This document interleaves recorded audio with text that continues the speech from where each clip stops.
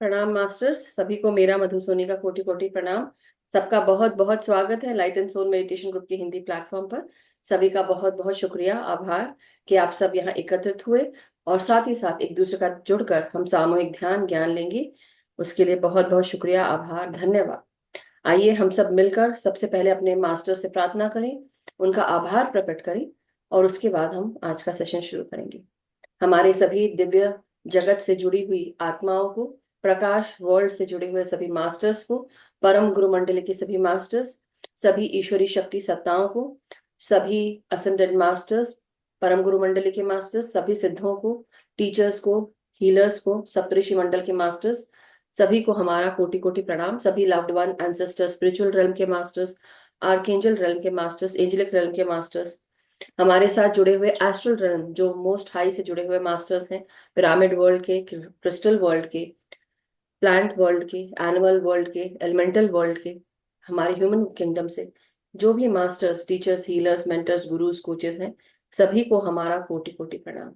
हमारे great grand master पितामह ब्रह्म ऋषि पत्री जी, महाअवतार बाबा जी को हमारा कोटि कोटि प्रणाम। सभी मास्टर्स का हम धन्यवाद करते हैं, मदर अर्थ का, फादर यूनिवर्स का, मदर नेचर का, सन मून कॉन्स्टलेशंस और साथ ही साथ हम सब की कॉस्मिक ऊर्जा, लाइफ फोर्स एनर्जी हम प्रणाम करते हैं, आभार प्रकट करते हैं।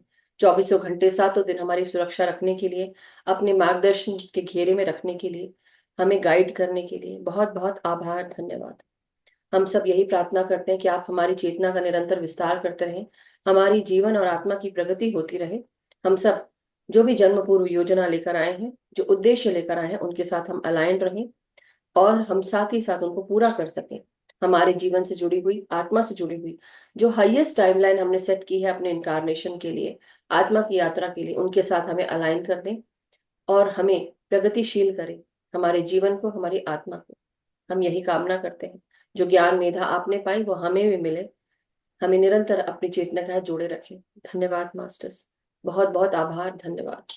हम सब निरंतर इसी तरह प्रगति करते रहें और हर एक नेमत का जो हमारे जीवन में है, हर एक सांस का, हम सबका, हर एक दूसरे इंसान का जो हमारे साथ जुड़कर सामूहिक ध्यान करता है, ज्ञान लेता है, सबका बहुत बहुत आभार। Thank you, thank you so much. सत श्री अकाल जी, सत श्री अकाल।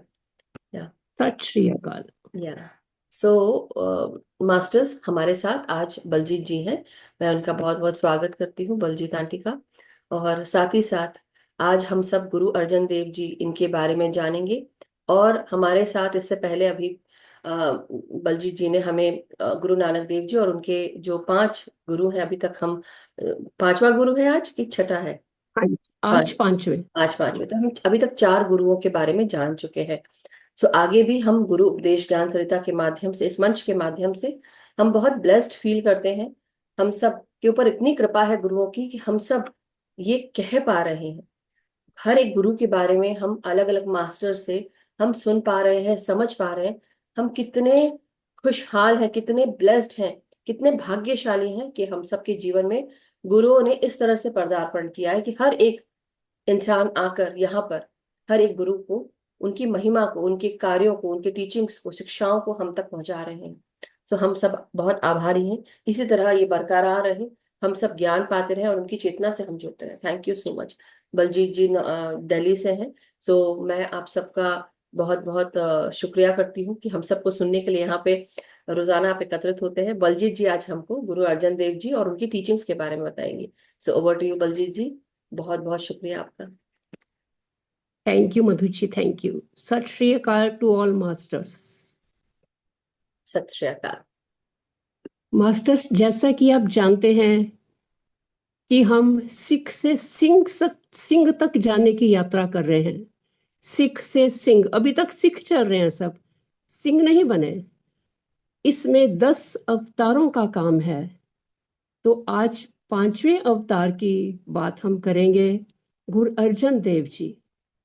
गुरु अर्जन देव जी गुरु नानक देव जी की पांचवी जोत हैं। और सिख जगत में गुरमत का ये मध्य है। मध्य मीन्स मिड है गुरु अर्जन देव जी से। गुरु अर्जन देव जी का जन्म 15 अप्रैल 1563 को गोविंदवाल साहब में तरन तारण में हुआ। आपकी माता जी का नाम था बीबी भानी जी, पिता थे गुरु रामदास जी और वाइफ थी आपकी गंगा देवी जी, एक पुत्र हरगोबिंद जी। आपको गुरता गद्दी मिली, सिंहासन मिला 1581 में। गुरु अंगद देव जी ऐसे अवतारी पुरुष हुए हैं जगत में कि जिनकी मिसाल बहुत कम मिलती है। सहजे सहजे आपका बचपन इस ढंग से व्यतीत हो रहा है कि भट्टो को भी ये कहना पड़ा, ते जन्मत गुरमत ब्रह्म पछान्यो, मीन्स कि आप जन्म से ही ब्रह्म ज्ञानी हैं, ईश्वर से जुड़े हुए हैं। इसका एक ऐतिहासिक सबूत भी हमें मिलता है कि जब गुरु अर्जन देव जी 1 साल के हैं और वे अपने नाना गुरु अमरदास जी के सिंहासन पर बैठने की कोशिश करते हैं तो उनकी माता जी उनको सिंहासन से हटाकर कहती हैं कि ये महाराज का सिंहासन है, इस पर आप नहीं बैठ सकते। तो उनके नाना गुरु अमरदास जी उनको गोदी में लेकर कहते हैं, ये तो धोता मेरा, धोता बानी का बोता है, ये तो बानी का जहाज होगा, इसने तो बहुत बानी लिखनी है गुरु ग्रंथ साहब जी में, और ये एक दिन सिंहासन पर अवश्य बैठेगा। और उनकी ये भविष्यवाणी सही साबित होती है। गुरु अर्जन देव जी ने जो हमें सौगात दी हरमंदर साहब की, जैसे गुरु रामदास जी ने अमृत सरोवर की देन हमें दी, वैसे ही गुरु अर्जन देव जी ने हरमंदर साहब और तरन तारण साहब में तीर्थ स्थल बनाए, जहां पर आज भी रोगियों के रोग दूर होते हैं, कोड़ियों के कोड़ दूर होते हैं। आपने हरमंदर साहब की नींव रखवाई साईं मियां मीर से, और इस बात का सबूत दे दिया कि जगत में कोई भेदभाव नहीं है, कोई जात पात नहीं है, मुस्लिम हो, सब धर्म एक हैं, सब इंसान एक है। गुरु अर्जन देव जी की महान देन जो थी वो थी साहिब श्री गुरु ग्रंथ साहब जी की स्थापना। अमृतसर रामसर में बैठकर आपने गुरु ग्रंथ साहब जी की संपादना आरंभ की। गुरु अर्जन देव जी बाणी बोल रहे हैं और भाई गुरदास जी बाणी लिख रहे हैं। मीन्स के पहले उच्चारण करता हुए गुरु अर्जन देव जी और गुरु ग्रंथ साहब के पहले लेखारी हुए भाई गुरदास जी। जिन दिनों गुरु ग्रंथ साहब जी की संपादना आरंभ हुई तो दूर दूर से भक्त लोग आने शुरू हो गए, क्योंकि पूरे देश में ये चर्चा फैल गई थी कि महान भक्त, सिरमौर भक्त जो पूरे देश में हुए हैं, उनकी जो बाणी पहले गुरु नानक ने इकट्ठी की थी, वो आज 5वें गुरु गुरु अर्जन देव जी संकलित कर रहे हैं, इकट्ठी कर रहे हैं। तो दूर दूर से भक्त अपनी बाणी लेकर आते हैं कि हमारी भी आप बाणी को दर्ज करिए। गुरु अर्जन देव जी कहते हैं, आप अपनी बाणी हमें बोलकर सुनाइए, यथासंभव होगी तो हम जरूर दर्ज करेंगे। सब अपनी अपनी बाणी सुनाते हैं। किसी में अहंकार की बू आ रही है, किसी में नारी को नरक का द्वार कहा गया है, और किसी की बाणी में मौन रहने के लिए कहा गया है। मीन्स के रब्बी सिद्धांतों पर जो ये बाणी थी उनकी, वो सिद्ध साबित नहीं हुई। वृंदावन से पहुंचे सूरदास जी, नेत्रहीन हैं, वृद्ध हैं, लाठी पकड़ी हुई है हाथ में, और गुरु अर्जन देव जी से कहते हैं कि परमात्मा ने मुझे भी कुछ सौगात भेजी है। गुरु अर्जन देव जी कहते हैं, सुनाइए, आप भी सुनाइए। वो सारंग राग में अपनी बानी बोलनी शुरू करते हैं। बोलते हैं, छाड़ मन हर बेमुखन को संग, मीन्स के जो उस प्रभु से बेमुख है उसका संग छोड़ दे। छाड़ मन हर बेमुखन को संग। एक पंक्ति बोलते ही सूरदास जी समाधि लीन हो जाते हैं। उनकी इस एक पंक्ति से ही गुरु अर्जन देव जी बहुत आनंदित होते हैं। अब वो इंतजार कर रहे हैं कि कब सूरदास जी समाधि से बाहर आए, आगे बाणी बोले और हम उसको दर्ज करें। लेकिन जब काफी समय इंतजार करने के बाद सूरदास जी समाधि से बाहर नहीं आते हैं, तो गुरु अर्जन देव जी भाई गुरदास जी को कहते हैं कि आप इनकी एक ही पंक्ति लिखिए जो उन्होंने बोली है। अब एक पंक्ति से तो पूरा स्टेंजा नहीं बन सकता, श्लोक नहीं बन सकता। तो वो कहते हैं कि आप लिखिए सारंग महल्ला पंजवा सूरदास, उसके नीचे उनकी पंक्ति लिखिए और उसके नीचे हम अपनी बाणी देते हैं, आप वो लिखकर श्लोक को पूरा कर दीजिए। तो गुरुदास जी ऐसे ही करते हैं। इस तरह से संपूर्ण गुरु ग्रंथ साहब की संपादना का प्रकाश किया गुरु अर्जन देव जी ने हरमंदिर साहब में, और पहला हुक्म पढ़ा गया बाबा बुड्ढा जी के द्वारा। उसके बाद गुरु अर्जन देव जी ने माथा टेका साहिब श्री गुरु ग्रंथ साहब जी को। वो यही बोले सबसे कि यही ये शब्द जो है ये गुरु है। गुरु शब्द शब्द है गुरु, इसका आपको हर समय सहारा रहेगा। उसके बाद उन्होंने जो है स्थापना करने के बाद काफी प्रेशर दिया कि आप इसी को अपना गुरु मानिए। इसके बाद गुरु अर्जन देव जी की पर्सनल लाइफ आती है। गुरु अर्जन देव जी के दो भाई थे, पृथ्वी चंद जी और महादेव जी। महादेव जी तो हर समय भक्ति में लीन रहते थे, उनको दुनियादारी का कुछ नहीं लेना देना। लेकिन जो पृथ्वी चंद था वो हर समय षड्यंत्र बनाता था कि सिंहासन पर गुरु अर्जन देव जी ना बैठे, मैं बैठूं, क्योंकि उसको पता था कि ये गुरु रामदास जी का बहुत ही आज्ञाकारी बेटा है, जबकि जो पृथ्वी चंद था वो बहुत बिगड़ा हुआ था। तो पृथ्वी चंद की जो ईर्ष्या थी, जो उसकी जेलिसी थी, वो इतनी ज्यादा बढ़ गई थी कि उसने वहां के मसंदों को, मसंद कहते हैं वर्कर्स, अधिकारी, वहां के मसंदों की अर्निंग्स पर भी रोक लगा दी। उसने जो संगत थी उनकी आमदन पर भी रोक लगा दी। अन्न भंडार सब उसने अपने कब्जे में कर लिए। ऐसा समय आ गया कि आज लंगर भी तैयार करने के लिए कुछ नहीं है। यहां तक गुरु अर्जन देव जी के अपने घर में ही लंगर बनाने के लिए कुछ नहीं है।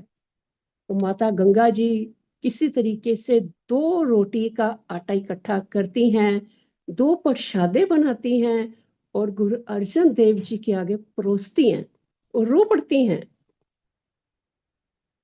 गुरु अर्जन देव जी कहते हैं रूखा भोजन है, धरती पर सोना है, तो क्या हुआ? पृथ्वी चंद मेरा भाई धन लूट कर ले गया है, वस्त्र लूट कर ले गया है, अन्न लूट कर ले गया है, पर ये सब देने वाला दाता वो तो मेरे अंदर बैठा है, वो तो कभी नहीं लूट कर ले जा सकता वो। सो उस देने वाले दाते ने जो है इस धरती को आनंद बना दिया है, इस रूखे भोजन को स्वाद बना दिया है। वो कहते हैं सागर मेरे पास है, सूर्य मेरे पास है, महाशक्ति मेरे पास है, फिर मुझे काहे का डर? इतनी उनके अंदर शांति। इसके बाद उनके घर पुत्र का जन्म होता है, हर गोविंद जी का। हर गोविंद जी के जन्म के साथ ही पृथ्वी चंद की जेलसी और बढ़ जाती है और वो उनके पुत्र को मारने की कोशिशें करने लगता है। पृथ्वी चंद्र देखिए सगा भाई है, पृथ्वीचंद फत्तो दाई नामक एक दाई को उनके घर भेजता है, इसकी पालना करने के लिए, हरगोबिंद जी की पालना करने के लिए समझाकर। फत्तो दाई बहुत बार हरगोबिंद जी को जहर देकर मारने की कोशिश करती है, लेकिन उसकी सब कोशिशें नाकाम रहती हैं और उसी जहर से वो खुद तड़प तड़प कर मर जाती है। और गुरु अर्जन देव जी को सब बताया जाती है कि आपके भाई ने ही मुझे भेजा था इस काम के लिए। उसके बाद पृथ्वीचंद कभी ब्राह्मण को भेजता है दही में जहर मिलाकर खिलाने के लिए, कभी सपेरे को भेजता है। बहुत वो कोशिशें करता है, लेकिन उसकी सारी कोशिश नाकाम रहती हैं।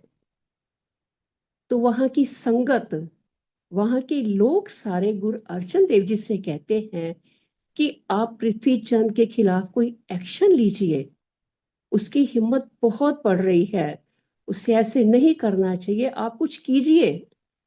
लेकिन गुरु अर्जन देव जी कोई गिला शिकवा नहीं है, कोई एक्शन नहीं लेते।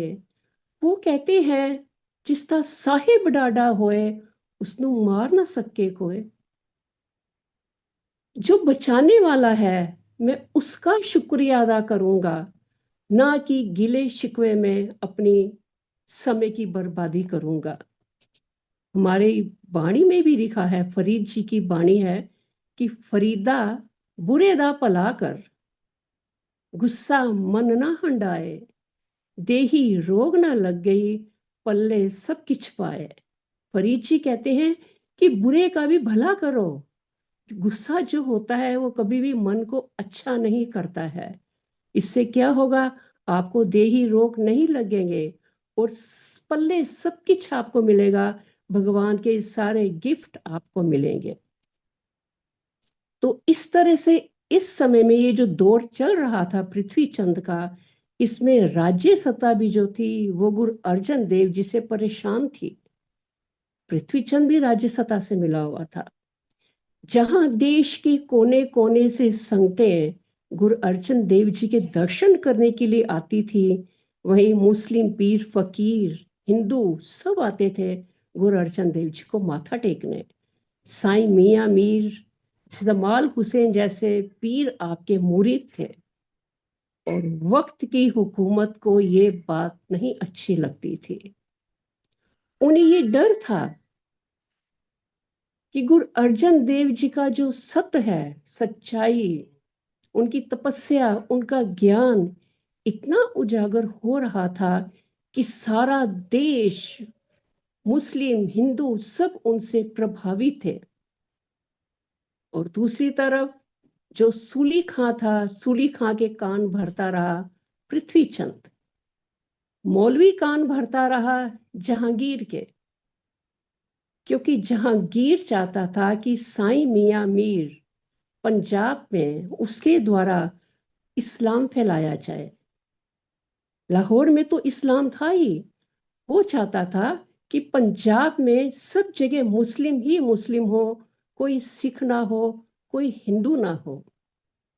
लेकिन साईं मियां मीर तो गुरु अर्जन देव जी को नतमस्तक कर चुका था, इसलिए इनकी परेशानी बड़ी हुई थी। क्योंकि मास्टर्स देखते हैं कि जिसके पास सत्य होता है ना, उसके पास सत्ता नहीं होती। जिसके पास सत्ता होती है उसके पास सत्य नहीं होता। जिसके पास आध्यात्मिक बल होता है, अंदर का बल होता है, उसके पास बाहर का बल नहीं होता। और जिसके पास बाहर का बल होता है उसके पास अंदर का बल नहीं होता। तभी तो सत्ताधारी सत्य को तपते तवी पर बिठाते रहे, सूली पर चढ़ाते रहे। हिंदुस्तान में कितने ही सूफी संतों को मौत के घाट उतार दिया गया, क्योंकि उनके पास सत्य था, सत्ता नहीं थी। इस समय जो है अकबर बादशाह का हुक्म चल रहा था, और अकबर जो है वो गुरु अर्जन देव जी को बहुत मानता था। अकबर के पास सत्ता भी थी और सत्य भी था। जिस पंक्ति में अकबर बैठता था उसी पंक्ति में हर जात के लोग बैठते थे। लेकिन जो विरोधी दल और कट्टर मुस्लिम थे, उनके लिए ये बहुत मुश्किल था बर्दाश्त करना। उनकी षड्यंत्र डे बाय डे बढ़ते ही गए। वो कहते थे कि हमने मंदिर मस्जिदों में शूद्रों को, चमारों को, जुलाहों को जाने की एंट्री बंद की हुई थी, लेकिन गुरु अमरदास जी ने सबकी एंट्री खोल दी थी। तो इसलिए उनकी कोई षड्यंत्र चल नहीं पा रहा था। उन्होंने अकबर के पास, जो बहुत विरोधी दल था मुस्लिम का, पीरों का, उच्च कोटि का, उन्होंने अकबर बादशाह की हुकूमत में अपना एक जासूस मंत्री रखवाया, जिसका नाम था शेख अहमद सरहंदी। शेख अहमद सरहंदी पूरी कोशिश करता रहा अकबर को गुरु अर्जन देव जी के खिलाफ करने की। उसने अकबर को यहां तक कहा कि जो इनका ग्रंथ है उसमें मुसलमानों के खिलाफ बहुत लिखा हुआ है। अकबर जी को तो ये बात पता थी कि नहीं हो सकता, वो नहीं मानते थे। लेकिन आफ्टर ऑल वो राजा थे, तो राजा को प्रजा की या मंत्रियों की बात तो माननी ही पड़नी थी। तो उन्होंने सिख अनुयायियों को कहा कि मुझे साहिब श्री गुरु ग्रंथ साहब जी के दर्शन कराइए। दर्शन कराए गए अकबर को साहिब श्री गुरु ग्रंथ साहब जी के। फिर उसने कहा मुझे इसके अंदर से हुक्म पढ़ के सुनाइए। हुक्म पढ़ा, गुरु ग्रंथ साहब का प्रकाश करके हुक्म पढ़ा तो हुक्म क्या आया मास्टर्स? अव्वल अल्लाह नूर पाया, कुदरत के सब बंदे, एक नूर ते सब जग उपजया, कौन भले कौन मंदे। वाह! अकबर ने सर झुका दिया साहिब श्री गुरु ग्रंथ साहब जी के आगे। शेख अहमद सरहंदी की ये कोशिश बेकार गई। अब एक और जासूस रखते हैं वो अकबर के दरबार में, शेख फरीद बुखारी। शेख फरीद बुखारी ने अकबर के पास आते ही सारा जो किचन का स्टाफ था लोगों को बदल दिया, अपना रखा, हर बंदा उसने अपना रख दिया। और बादशाह अकबर के खाने में रोज धीरे धीरे जहर देना शुरू कर दिया। अकबर बीमार रहने लगा और शेख फरीद बुखारी ने अंदर की खबर जो है वो बाहर के विरोधी दलों को दी कि अकबर बहुत बीमार है और वो खुसरो को सिंहासन पर बिठाने लगा है। खुसरो था मास्टर्स जहांगीर का भाई। अकबर के दो बेटे थे, जहांगीर जिसको सलीम भी कहते थे, और खुसरो। खुसरो गुरु अर्जन देव जी की बहुत इज्जत करता था, और जिसके अपोजिट जहांगीर जो था वो एक नशेली और बिगड़ा हुआ व्यक्ति था। मुस्लिम जो पीर थे विरोधी दल के, वो जहांगीर को सिंहासन पर बिठाना चाहते थे, क्योंकि वो कहते थे अगर खुसरो को सिंहासन मिल गया तो हिंदुस्तान का तख्त अगर उसको मिल गया तो हम गुरु नानक के घर के खिलाफ कुछ नहीं कर सकेंगे। अब हुक्म तो अकबर का चलना था, और अकबर को भी नजर आ रहा था कि उसका समय नजदीक आ रहा है। इसलिए उसने ऐलान किया कि मैं खुसरो को सिंहासन पर बिठाऊंगा।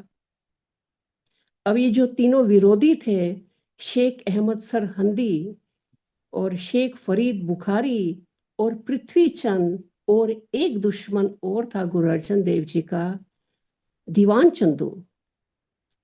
दीवान चंदू ने अपनी पुत्री का रिश्ता गुरु अर्जन देव जी के बेटे के लिए भेजा, जिसको गुरु अर्जन देव जी ने मना कर दिया, तो वो भी उनका दुश्मन बन गया।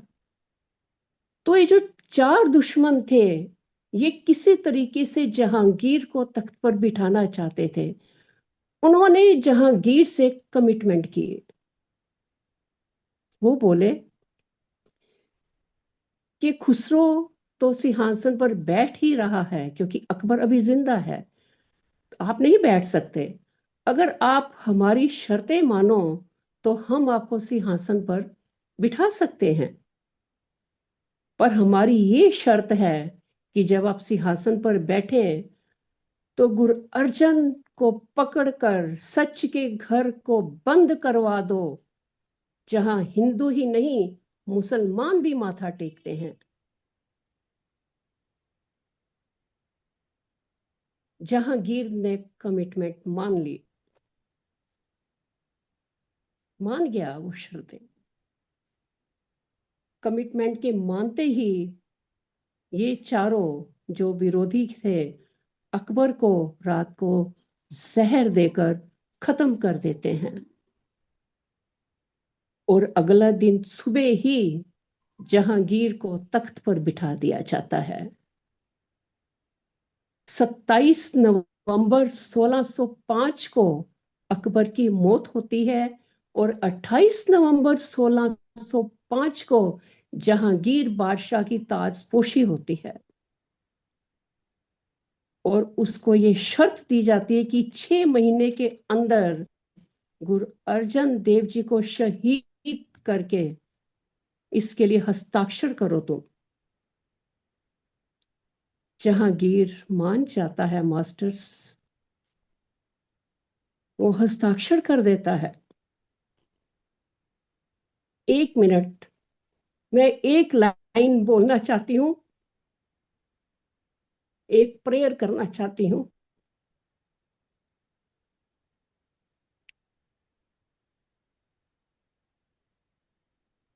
करो वंदना अनेक बार सर्व कला समरथ, डोलन ते राखो प्रभु नानक देकर हाथ। हे प्रभु, अगर मैं डोल जाऊं बोलते बोलते तो मुझे हिम्मत देना बोलने की, बस, क्योंकि इमोशंस बहुत है मास्टर्स इसमें।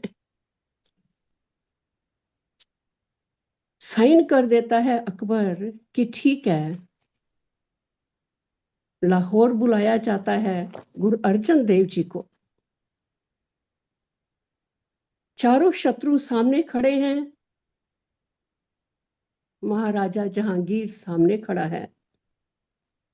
पेश किया जाता है गुरु अर्जन देव जी को, और उनके आगे 3 शर्तें रखी जाती हैं।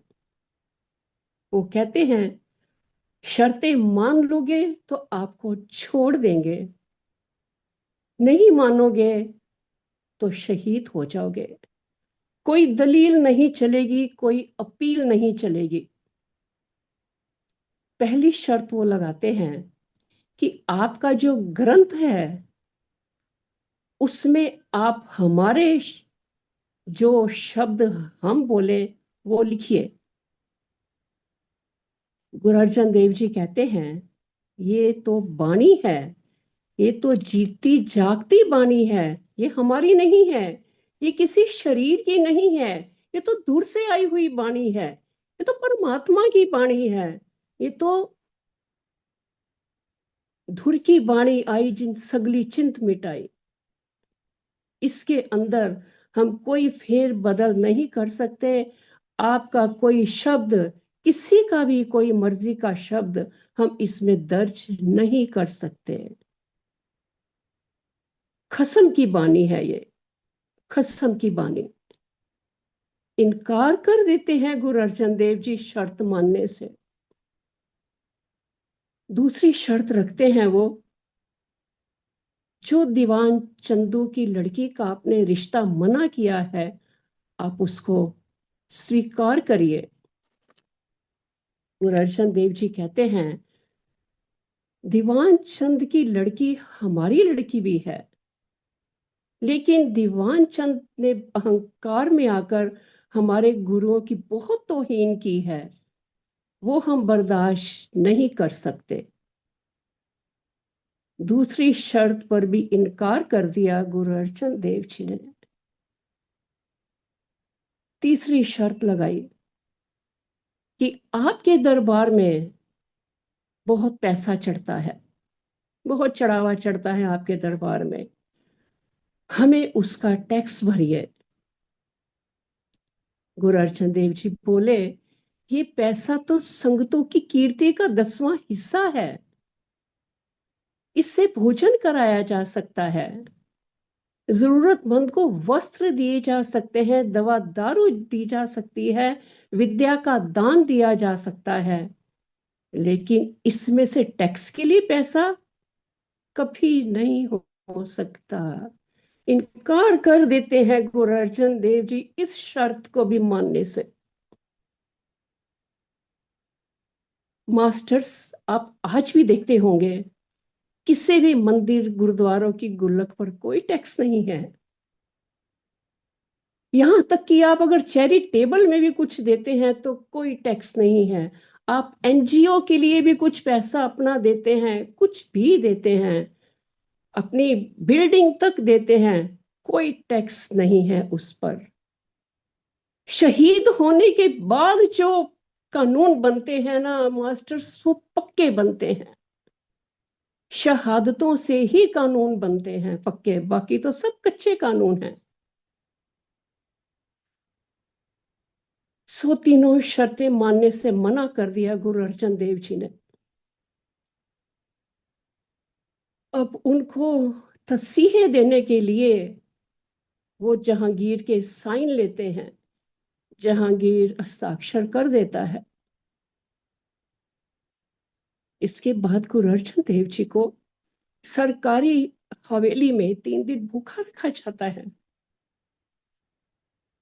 उसके बाद पहले दिन उनको उबलते पानी में उबाला जाता है, फिर पानी से निकाला जाता है, फिर उनसे पूछा जाता है, बोलिए शर्तें मंजूर हैं?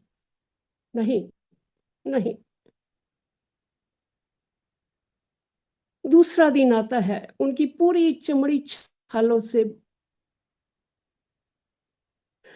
दूसरे दिन उनके ऊपर सड़ती बलती रेत डाली जाती है कि शायद ये रेत इनके छालों पर पड़े और ये झुक जाएं। फिर पूछा जाता है, नहीं, वो कहते हैं शूरवीर अपने वचन नहीं बदलते हैं। रेत डलती है वो यही वाणी बोलते जा रहे हैं, दुख नहीं सब सुख ही है रे, बुरा नहीं सब भला ही है रे, हार नहीं सब जीत ही है रे। 2 दिन निकल गए, तीसरा दिन आता है। लकड़े जलाकर तवा गरम किया जाता है। तवा, तवी, बड़ा तवा, लकड़े जल रही हैं। इंतजार हो रही है कि कब ये तवा लाल हो और गुरु अर्जन देव जी को इस पर बिठाया जाए। गुरु अर्जन देव जी देख रहे हैं तवे को, वो कहते हैं, जो रंग मुझे शहीद करने के लिए चाहिए वो तुम्हारे तवे में है ही नहीं। हमारी शहादत तो कुछ और ही रंग मांगती है, वो आपके पास नहीं है। साईं मियां मीर खड़ा हुआ है पास, रो रो से रो रहा है, चिल्ला रहा है, पर कुछ कर नहीं सकता। उसको कहते हैं गुरु अर्जन देव जी, साईं मियां मीर, सुन के हा सतगुरु ने मियां, छोड़ो प्रीति चाम से, क्या होगा तन तप गया, मन शांत है हरि नाम से।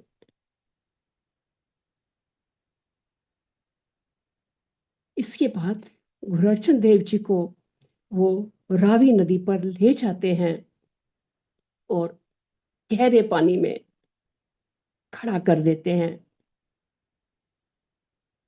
गुरु अर्जन देव जी उस प्रभु को यही कहते हैं, हे प्रभु, तेरा लाख लाख शुक्राना है, शुरू से लेके अंत तक मैंने तेरे साथ ईमानदारी से प्रीत निभा ली। प्रभु, तूने मुझे बल दिया, शक्ति दी। भट्टों ने भी इस टाइम को देखकर उनके बारे में लिखा जो साहिब श्री गुरु ग्रंथ साहब जी में है, और वो रोज सुबह हरमंदिर साहब पढ़ा जाता है। भट्टो ने लिखा है, जब लो नहीं भाग लीलार उदय, तब लो भ्रमते फिरते बहुतायो, कल कोर समुद्र में बूडते, कबहू मिट है नहीं रे पछतायो। तत् विचार यही मथुरा जग, तारण को अवतार बनायो। जपयो जिन अर्जुन देव गुरु, फिर संकट जोन गर्भ न आयो। जपयो जिन अर्जुन देव गुरु, फिर संकट जोन गर्भ न आयो। मतलब कि कल तक हम घोर संसार समुद्र में डूब रहे थे, लेकिन अब हमें पछतावा नहीं है, क्योंकि तत्व विचार करने वाला गुरु अर्जन देव जी, उन्होंने हमें तारने के लिए जन्म लिया था। हम उस गुरु का जाप करते हैं जिसकी कृपा से संसार के संकटों से हम मुक्त हो गए हैं और जन्म मरण के गेड़े से फ्री हो गए हैं। कोई जन्म मरण के जाल में नहीं आना। इस तरह से गुरु अर्जन देव जी का तन पानी में पानी हुआ और आपका मन, आपकी आत्मा, आपकी ज्योत आपके पुत्र हरगोबिंद साहब जी में जाकर समा गई, और वो कहलाए छठे गुरु, गुरु हरगोबिंद साहब जी। इसके बाद सिख जगत में शहीदी की श्रृंखला शुरू हो गई मास्टर्स, शुरू हो गई। साहिब श्री गुरु ग्रंथ साहब जी में गुरु अर्जन देव जी के 2218 शब्द हैं, जो कि 30 राग में हैं। आपकी गुरता गद्दी का सिंहासन का जो समय था वो था 24 साल 9 महीने। आपके तीर्थ स्थल है हरमंदिर साहब गुरुद्वारा, तरन तारण गुरुद्वारा, करतारपुर साहब जलंधर में, जो कि वहां के सूबा आजिम खान की रिक्वेस्ट पर बना था, और 1594 में यहीं पर गुरु अर्जन देव जी ने शीश महल और गुरु के महल तीर्थ स्थान बनाए, जहां पहले गुरु अर्जन देव जी रहे, उसके बाद छठे, सातवें और नौवें गुरु आकर रहे।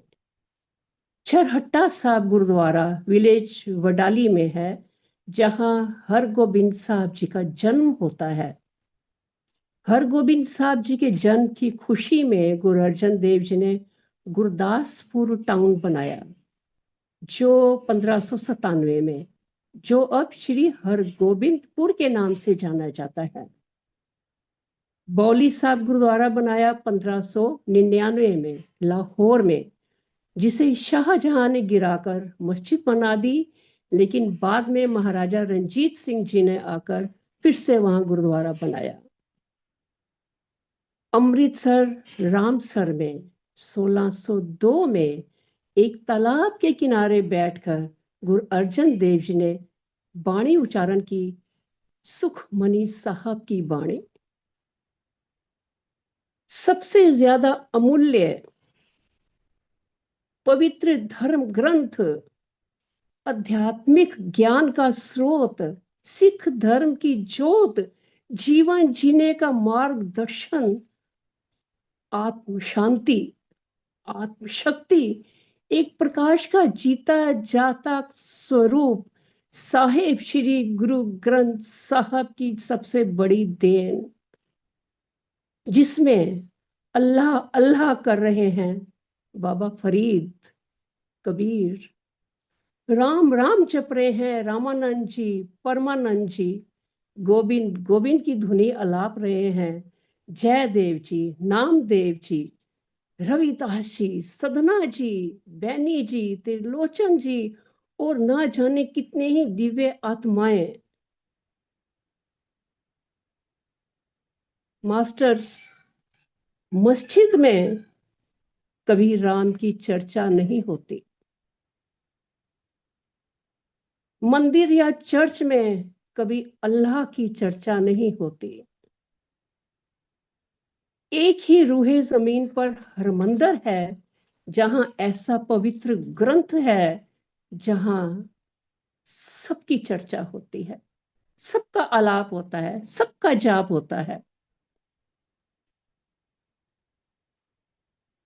तो आपने देखा, क्रोध से भरा हुआ जहांगीर, बदले की भावना से भरा हुआ दीवान चंदू, जेलिसी से भरा हुआ भाई पृथ्वी चंद, चारों तरफ का ये वातावरण, ये माहौल तपा हुआ, फिर देग में उबलता पानी, फिर तपती हुई तवी, तपती हुई रेत। पर गुरु अर्जन देव जी, किसी से शिकवा नहीं, ना बंदों से शिकवा, ना तवे से शिकायत, तपते तवे से शिकायत, शांति। बस एक ही बात कि तेरा किया मीठा लागे, तेरा किया मीठा लागे। जो तू कर रहा है बहुत मीठा कर रहा है। किस लिए? सिर्फ धर्म बचाने के लिए।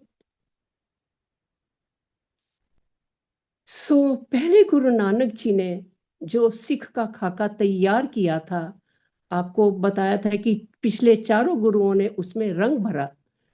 अब ये पांचवें गुरु ने उसमें रंग भरा, शांति का, धैर्य का, गलत शर्तों के खिलाफ जाकर हंसकर कुर्बानी देने का। बस मास्टर्स, ये है उनकी जीवनी। आज भी जब उनका शहीदी पर्व आता है, जून के महीने में, जब कड़कती लू होती है, उस महीने में इनको शहीद किया गया था। जब शहीदी दिवस आता है तो हर घर में, हर गुरुद्वारे में 1.25 महीने पहले से ही सुखमनी साहब के पाठ शुरू हो जाते हैं और मीठे ठंडे पानी की छबीलें लगाई जाती हैं, ठंडक मिले, उनकी शहादत को याद किया जाए कि कितनी गर्मी में देखो। Thank you so much Baljeet ji. ऐसे उनका हम शहीदी पर्व मनाते हैं। Thank you Baljeet ji. Thank you, thank you, thank you मेरे पिता गुरु नानक देव जी का, जिन्होंने मुझे शब्द दिए और बोलने की हिम्मत दी, मुझे डोलने नहीं दिया। थैंक यू मधु जी, जिन्होंने मुझे अवसर दिया। थैंक यू सारी संगत का, सारे मास्टर्स का, जिन्होंने मुझे सुना।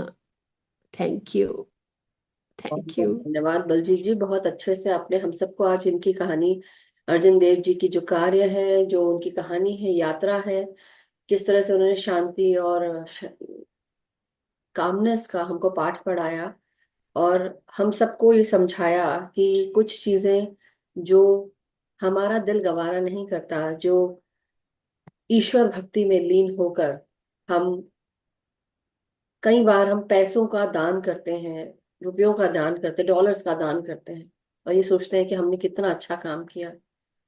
आप किस चीज के लिए दे रहे हो और कहाँ पर आपको नाम चाहिए, कई बार रसीद भी लेने की कोशिश करते हैं। लिटरली कई बार सोचना चाहिए कि आप किस रूप से क्या काम करना चाह रहे हो, क्यों करना चाह रहे हो।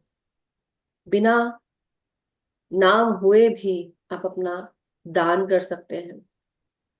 और ये कितनी अच्छी अच्छी बातें आज हमने कहानी के रूप में आज हमने बलजीत जी से सुनी, उसका बहुत बहुत शुक्रिया। हम जितना भी कहें उतना कम है, और ये रियलिटी है कि बहुत सारी तकलीफों के द्वारा वो गुजरे होंगे। हम उसको झेल भी नहीं सकते, सोच भी नहीं सकते, सोचने से भी हाथ पांव कांप उठते हैं। जस्ट सोचिए कि कोई अगर तवे के ऊपर आपको बिठा दे, आपका क्या होगा, आपके हाथ पांव का। तो ये बहुत सोचने वाली बात है। और उसके बाद उसी जलते हुए शरीर के साथ आपको गहरे पानी में डुबाया जाए। सोचिए, आपका शरीर तो ऐसे ही जल रहा है, कितना ठंडक मिलेगी जरूर, लेकिन जो जिस जगह पे चोट लगी हुई है, ऑलरेडी जला हुआ शरीर है, उसमें कैसा वो ठंडक को भी ठंडक नहीं लगती। हम सोच भी नहीं सकते। तपती हुई रेत, गर्मी के दिन। मैंने कई बार देखा है कि बहुत सारे जो सिख धर्म के भाई बहन हैं, ये सब गर्मियों के मौसम में खासकर तपती हुई लू, और इंडिया में खासकर होता है, यहाँ पे भी होता है, बट ये जो आप बताए छबीले वो करते हैं, उसकी सेवा देते हैं, तो ये पानी पिलाई जाती है लोगों को गर्मी में, वो खुद तप रहे हैं। तो मैं हमेशा क्वेश्चन होता था मेरा, ये ऐसा क्यों करते हैं? आज मुझे इसका उत्तर मिला। थैंक यू बलजीत जी, आपका बहुत बहुत शुक्रिया कि हम इसको इस रूप में हम सुन पाए, समझ पाए क्यों कर रहे हैं, उसका कारण है। अब हमारे साथ हम एक एक गुरु के बारे में जैसे जैसे जान रहे हैं, हमको अ, कितनी सारी चीजें हमको पता चल रही हैं। इसलिए अब कभी भी जब आपके सामने कुछ होगा, इस तरह से कुछ दिखता है, तो आपको समझ में आएगा कि क्यों हो रहा है, उसका कारण पता रहेगा। सो बहुत बहुत शुक्रिया। और ये मंच जो है light and soul meditation group का, हम इसके लिए धन्यवाद करते हैं कि ये मंच है, इसलिए हम ये सब बोल पा रहे हैं। और उसके अलावा मैं कोई भी नहीं होती हूँ किसी को मौका देने वाली। पहली बात ये मैं सबको क्लियर करना चाहती हूँ, मैं आप सबका धन्यवाद करती हूँ और आभारी हूँ कि आप सब एक एक गुरु को जो आप पिक कर रहे हैं, आप उनके बारे में बोल रहे हैं। ये इनिशिएटिव आपका है, आपके मन में आया इसलिए आप कर पाए, अगर मन में नहीं आता तो आप नहीं कर पाते। और दूसरी अच्छी बात यह है कि आप लोग इतने साफ मन से आके उसको कर पा रहे हैं, मन साफ है करके कर पा रहे हैं। मन साफ नहीं होता तो आप किसी गुरु की आप आज आज मधु जी मैं बहुत एकदम डोलने लगी थी, आई लेकिन तभी मैंने प्रेयर कर ली। आई नो, मैं तो समझ गई थी। बहुत मुश्किल है बोलना, क्योंकि मैं लिखते लिखते भी रो रही थी, और बोलना तो इतना, यू कैन इमेजिन। बिल्कुल, आई आई कैन, एंड इसलिए मैंने अनम्यूट कर लिया था, लेकिन मैं चुप थी कि let me just wait for you, कि मेरे को पता है कि आप कैसे हैं, इसलिए मैं उस जानती अरदास में ना हूँ। बहुत ताकत है। अरदास करो कि डोलन ते राखो प्रभु, नानक देकर हाथ। और वो अच्छी बात हाथ है रखता है कि हमारे। आपको याद है, ये सब चीजें याद है, सबसे अच्छी बात ये है। बहुत बहुत शुक्रिया। So thank you masters, thank you सभी का सुनने के लिए। किसी को कुछ कहना है या कुछ बताना है, कुछ जोड़ना है, तो आप जरूर बोले। And keep it simple and straight and short, masters. Kind request, everyone. Thank you thank you thank you Madhu ji, Baljeet ji. नमस्कार पिता जी। रोंगटे खड़े होते हैं ये कहानियां सुन के। हमारा एक जरा सा गरम तवा लग जाता है उंगली पे, तो हम तमतमा उठते हैं एकदम, चिलचिला, मतलब चिलचिलाहट होती है। पर उनका तो हम इमेजिन ही नहीं कर सकते कि उनको इतने फफोले हो गए सारे शरीर के ऊपर, फिर रेत डाली गई, फिर उनको पता नहीं क्या क्या उन्होंने, उनकी वजह से हम आज यहाँ पे हैं। हम उनका एक रत्ती भर भी अगर फॉलो कर सके उनको, तो मेरा ख्याल है ये एक बहुत बड़ी बात होगी। पर उनसे जो हमें प्रेरणा मिलती है, उनसे जो सबक हम सीख सकते हैं, वो बहुत ही, मतलब अपने धर्म की रक्षा या मानवता की रक्षा के लिए उन्होंने किया। So it's amazing, thank you very much. बहुत ही इमोशनल था, बहुत ही रोंगटे खड़े हो रहे थे, गूज़बम्प्स आ रहे थे। पर थैंक यू वेरी मच। हम उनका कैसे धन्यवाद करें। बस नमस्कार है ऐसी पुण्य आत्माओं को जिन्होंने इस धरती पे जन्म लिया। Thank you thank you thank you नहीं, thank you very thank you much. Tripti. Thank you, thank thank you Tripti. You, thank you so much. यही बात है कि आजकल क्या होता है कि जरा सी तकलीफ आई नहीं, आपने रास्ता बदल लिया, जरा सी तकलीफ हुई नहीं, पैसे के कारण आप बिक गए। यही करते हैं लोग, क्या करते हैं, अच्छा हमारा काम निकल जाए, चलो रिश्वत दे देते हैं, चलो हमारे लिए ऐसा हो जाए, चलो ऐसा कर लेते हैं। क्योंकि ये गलत है, ये नहीं करना चाहिए, लेकिन लोग क्या कर रहे हैं, यही कर रहे हैं। गुरुओं की जो वाणी है उनको सुनकर हमें ये चीज समझ में आनी चाहिए कि कितनों ने तो अपनी शहादतें दे दी, जीवन दे दिया, है ना? किस लिए? कि सत्य के साथ आगे चलने के लिए, धर्म को, इस जो धर्म है, सत्य का धर्म है, शांति का धर्म है, और किसी के सामने नहीं झुकने का धर्म है। धर्म ये इस चीज के लिए नहीं कि ग्रंथ का धर्म बना दिया है, या किसी मास्टर को आपने धर्म के सामने खड़ा कर दिया, नहीं। ये है कि इन ह्यूमन बिहेवियर नहीं करना है। और जानवर को काटना, उसके लिए भी अलग एक रूल बनाया गया, राइट? कि नहीं, उसको नहीं नष्ट करना है, सभी प्राणी हैं, एक जैसे हैं। इतनी सारी चीजें हैं। इंसानों को तकलीफ दी गई, यातनाएं दी गई, दैत्यों के समान लोग बन गए और उन्होंने ईश्वर के समान लोगों को यातना दी गई। इससे क्या शिक्षा मिलती है हम सबको? यही शिक्षा मिलती है कि इस जैसा बुरा नहीं करना है। और अगर कुछ बुरा होते हुए देखते हैं तो सबसे पहले आप उसको जाके रोकिए। अगर हिम्मत है तो रोकिए। मैं यही कहूंगी, हिम्मत होनी चाहिए। हिम्मत है तो रोकिए की बात ही नहीं है, रोकना चाहिए जाकर। कहीं पे भी ये नहीं करना चाहिए कि रुक जाइए, कुछ हो रहा है तो दूर से खड़े होकर बस देखते जाए, तमाशा देखते जाए। जिसके साथ बीत रही है उसके साथ सोचिए क्या हो रहा है। रोकना चाहिए, सबको मिलके इकट्ठा होकर स्टेप लेना चाहिए। चाहे वो आपकी कॉलोनी हो, चाहे आपका शहर हो, चाहे आपकी कंट्री हो, कहीं पर भी हो। क्योंकि लोग मूक बधिर बने रहते हैं। आप जब ये देख कर भी मूक बधिर बने रहते हैं, खड़े रहते हैं, अगला जन्म क्या होने वाला है सोचिए। Literally. Any how, thank you. मैं और कंटिन्यू नहीं करूंगी। आपका नाम मनीष लिखा हुआ है, आपका हाँ, एक्चुअल मोनिका। नाम? हाँ। ओ, मोनिका जी हैं, ओके। या हाँ, मेरा नहीं चल रहा था फोन तो मैंने अपने बेटे का ले लिया। ओके ओके, गो हेड। हाँ। नमस्कार। नमस्कार मधु जी, नमस्कार बलजीत जी। आज आपने बहुत बहुत अच्छा। जब मैं छोटी थी तब मैं अपनी मम्मी मम्मी मम्मी बताती थी, मेरी नानी जी बताती थी गुरु अर्जन साहब जी की वाणियों के बारे में, गुरु ग्रंथ साहब जी के। बहुत अच्छा लगा। इतनी शांतमयी आत्मा जिनको कि तवा भी नहीं उनको तपा सका, इतनी शांतमयी आत्मा के बारे में आपने आज हमें बताया। Thank you, thank you, thank you thank Monika you, जी। Thank thank you so much, बहुत बहुत यू। शुक्रिया। मास्टर्स, बहुत बहुत शुक्रिया आप सबका सुनने के लिए। बलजीत जी, हम ध्यान में जा सकते हाँ हैं? जी, हाँ जी, हाँ जी। आई ट्राइड, मैंने उसको रिकॉर्ड करके दूसरे उसमें करने की कोशिश की, लेकिन बात तो वही है ना, वो भी अच्छा नहीं नहीं, है, वो कोई भी। नहीं, आप कुछ भी चलाइए। मैं मुझे ज्यादा ना शुरू करती, मैं उसमें चलिए तो मैं बोल नहीं सकती।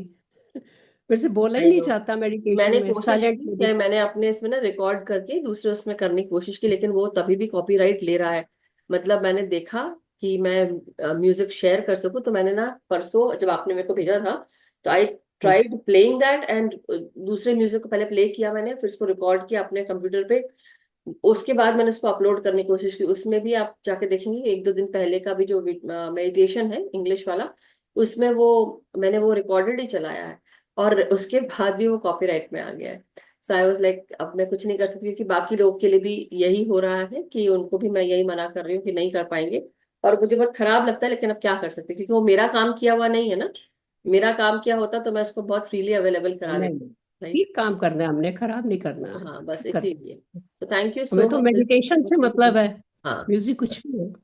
सो चलिए मास्टर्स, अपने अपने आप पोजीशंस ले लें, आलती पालती मार ले, पानी पी ले, पिरामिड जिनको लगाना है पिरामिड्स लगा ले। ओके। साथ ही साथ अपनी पोजीशन ले लें, बलजीत जी गाइड करेंगे हमें।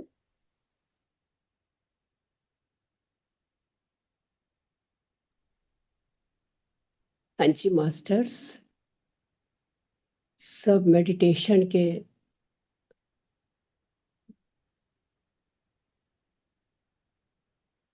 आप 10:40 तक करा दीजिएगा। 10:40, ठीक है।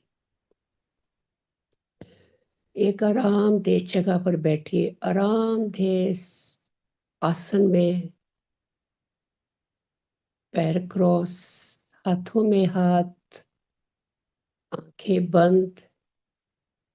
चश्मे डाले हैं तो उतार लीजिए, थोड़ा सा पानी पी लीजिए और पास रख लीजिए। हम जा रहे हैं मास्टर्स ध्यान की यात्रा में, अंदर की यात्रा में। गुरु अर्जन देव जी की कॉन्शियसनेस के साथ जुड़ेंगे आज हम।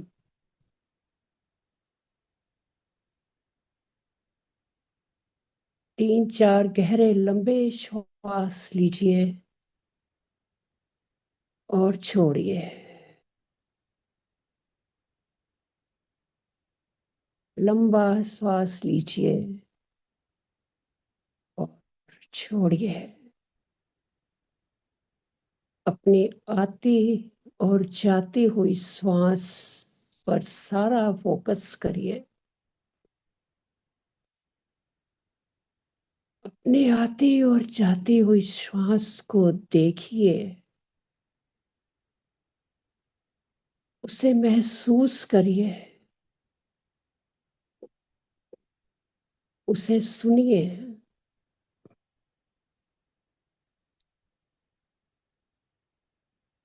ब्रह्मांड पिता आपके ऊपर से बरसा रहे हैं प्रकाश।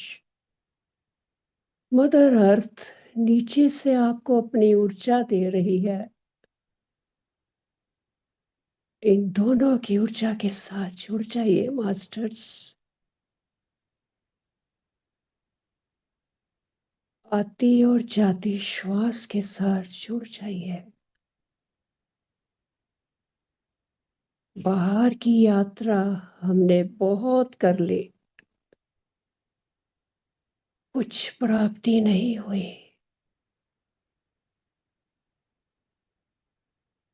अब अंदर की यात्रा करनी है हमको, जिसमें आनंद ही आनंद है। आनंद ही आनंद है।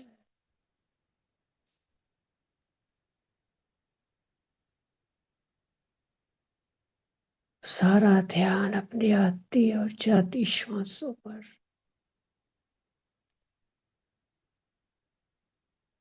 गुरु अर्जन देव जी की जैसी शांति, धैर्य हम भी ला सकते हैं अपने अंदर। बस कोशिश अपनी है, प्रयास अपना है। सिर्फ अपनी ताकत से हम शांति ला सकते हैं मास्टर्स।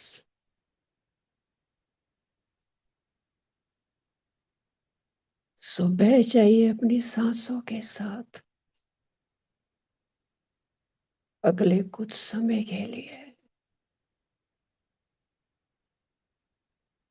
गुरु अर्जन देव जी की कॉन्शियसनेस, उनकी ऊर्जा आप सब पर बरस रही है। इस ऊर्जा का आनंद लीजिए, इसे अनुभव कीजिए मास्टर से उस ऊर्जा का। बहुत ऊर्जा है, बहुत ऊर्जा है।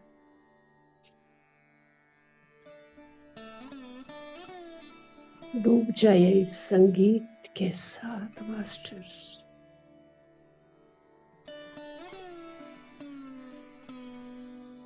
कोई सोच नहीं, कोई विचार नहीं, सिर्फ आती और जाती सांस और ये संगीत।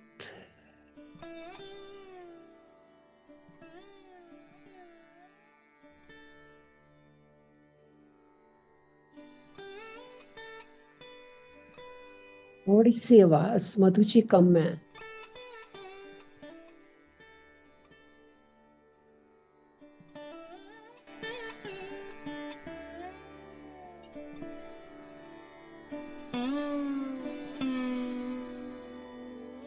ठीक है।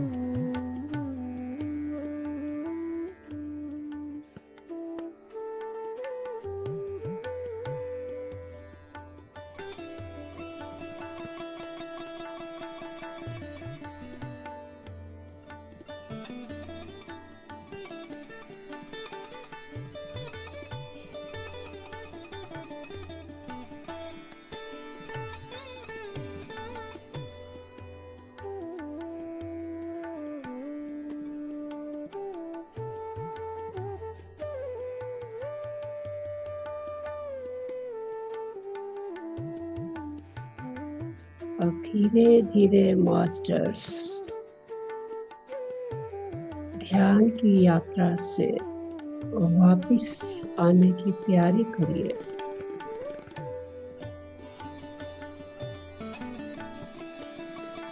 धीरे धीरे सहजता से अपने हाथ और पैरों को थोड़ा थोड़ा हिलाइए।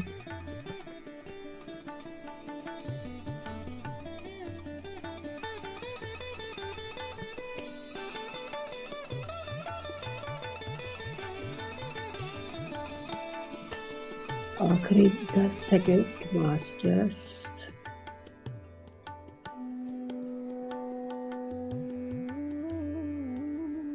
10, 9, 8, 7, 6, 5, 4, 3, 2, 1। अब दोनों हाथों को अपनी बंद आंखों पर रखिए 5 सेकंड्स के लिए। 5, 4, 3, 2, 1, 0। धीरे धीरे अपनी आंखों को हथेलियों के अंदर खोलते हुए ध्यान से बाहर आ जाइए। Thank you masters, thank you, thank you.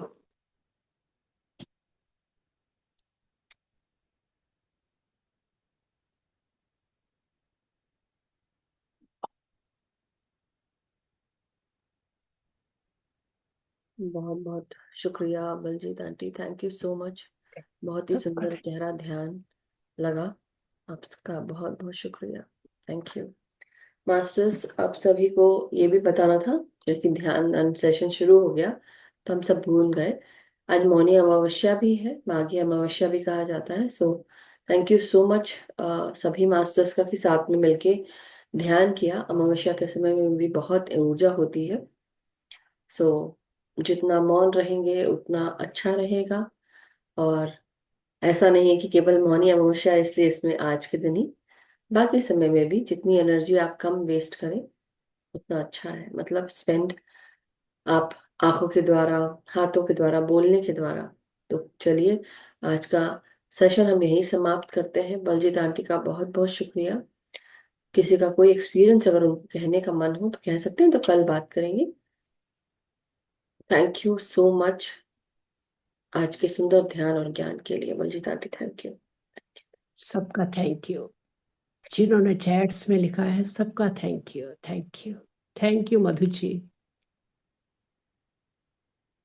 अगर किसी को सही में एक्सपीरियंस सुनाना है, आप बोल सकते हैं, हम सब सुनेंगे।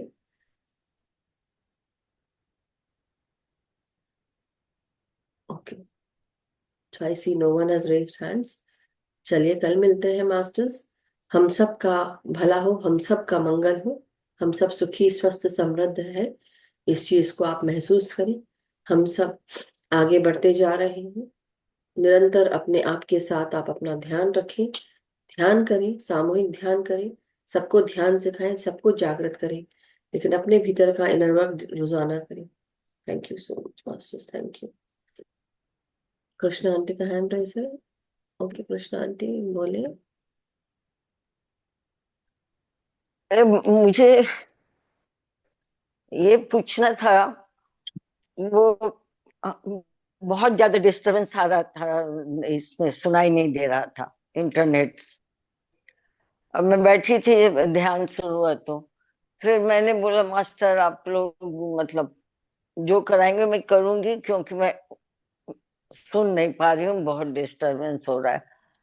तो जैसे सबको बिठाते हैं ना, वहां से ऐसे लाइट आई और मेरे नाक से अंदर गई और सहस्त्रार में जाके थ्री लिखाया। क्या लिखा है? उसका क्या मतलब है? क्या लिखा है? Three three, 3। तीन। हाँ हाँ, समझ गई। 3। 3। बृहस्पति गुरुदेव का नंबर है नंबर 3। प्लैनेट जब हम बात करते हैं ना, जुपिटर प्लैनेट, उनका नंबर 3 आता है, तो 3 नाम से मास्टर नंबर है, इसलिए उनको 3 नंबर से डिनोट किया जाता है, गुरु। अच्छा,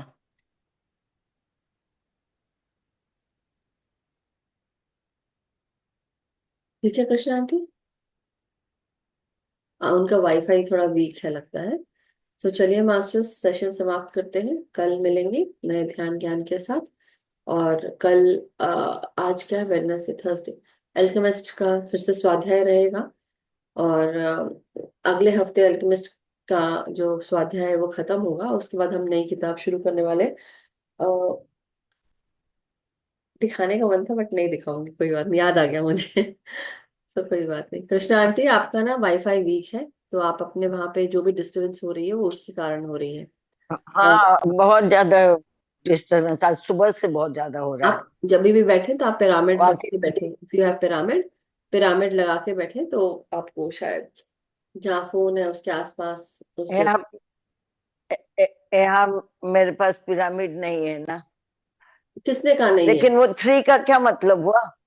बताया तो मैंने अच्छा, प्लैनेट। वो शायद मुझे उनको सुनाई एस्ट्रली नहीं तो दिया होगा। बोलती, नहीं, मैंने बताया ना, एस्ट्रली तो प्लैनेट बोलती प्लैनेट, हो। गुरु गुरु, देव गुरु बृहस्पति, उनका नंबर है। आपको आवाज आ रही है मेरी? तो हाँ आवाज आ रही है, तो 3 का क्या उनका नंबर है? तो 3 का क्या मतलब हुआ? वो उनका नंबर है ये सुना मैंने। हाँ, तो उनकी कृपा चल रही है आपके ऊपर, गुरु आपके साथ बैठे हुए हैं, वो बता रहे हैं और कुछ नहीं। अच्छा, मैं सोची क्या बस, और तब से बस वो हार्ट से सांस ले रही हूँ यहाँ तक कि सर, हार्ट से सांस ले रही हूँ यहाँ तक कि हाँ, तो ये हो रहा पूरा है टाइम ना, वही करती मैं रही। बताती हूँ आपको क्या हो रहा है। गुरु बृहस्पति भी बता रहे हैं कि सांस ही आपकी गुरु है, सिर्फ सांस अंदर और बाहर लेते रहिए, छोड़ते रहिए, यही बताया जा रहा है। नंबर 3 का मतलब गुरु हुआ। और क्या है आजकल? अच्छा, आजकल क्या 2-3 बार ऐसा हो चुका है मुझे कि बैठी रहती हूँ मैं, सोई नहीं रहती हूँ, जगी रहती हूँ, लेकिन दो नया वाईफाई लगा ही था कि वो आज मास्टर को नहीं बोलने देंगे। चलिए मास्टर साहब, हम सेशन समाप्त करते हैं, नहीं तो मैं हंस हंस के लोटपोट हो जाऊंगी अभी। उनके ऊपर नहीं, मैं अपने ऊपर ही, हंसी आना शुरू होती है तो अच्छी बात है, हंसना चाहिए, मगर यहाँ मैं मौन नहीं रह पाऊंगी। But thank you Baljeet ji, बहुत बहुत शुक्रिया। Thank you, yes, thank so you, thank चलिए यू, थैंक मास्टर्स, आज का यू, सेशन लव यू। समाप्त करते, थैंक यू।